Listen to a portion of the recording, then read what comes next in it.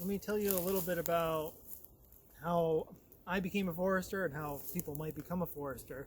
In Massachusetts, to be a forester, you have to be a licensed forester, a Massachusetts licensed forester, which generally mean the general requirements involve, or the traditional requirements involve getting a bachelor's degree from an SAF accredited university. SAF is the Society of American Foresters. It's a national professional association.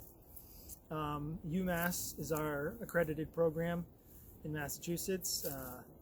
UVM has an accredited program. SUNY ESF has an accredited program. Maine, UNH used to. I'm not sure if they still do. Yale has an accredited program also.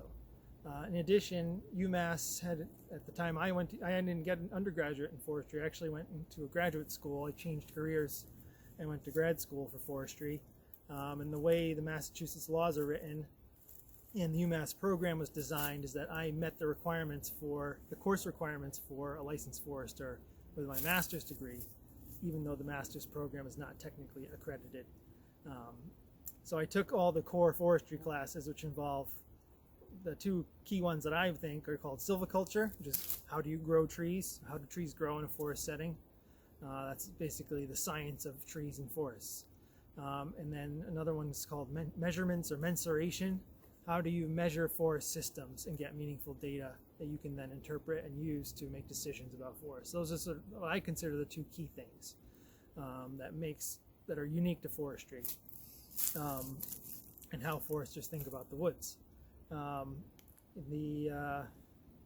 I said, I have a non-traditional background. It's possible to be licensed and become experienced and get a job with the state, apparently, from a non-traditional background. We have lots more people, more and more frequently, that have undergraduate or graduate degrees in things like environmental science or natural resources conservation, that have worked in the woods, have worked with foresters, might have even done forestry on an informal basis. And there is a pathway to be licensed in Massachusetts. It's a little more uphill. Again, there's a few courses that are required that UMass offers. And really, the other requirement is putting time in the field,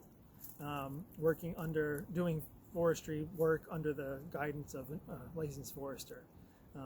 And really, there's no substitute for being in the woods, and I hope you guys get out and take a walk in the woods here when you get back to campus.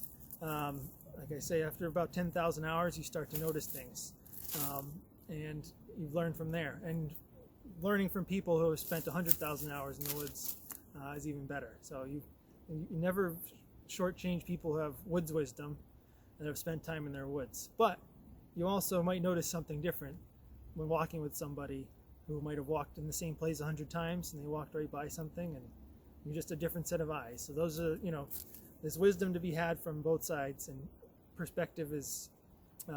new perspectives are always welcome. And I get to hike around for a living and see all sorts of cool things that people that even own the property might never have seen. So that's what I consider the best part of my job. And it's not every day, but that's many days at least.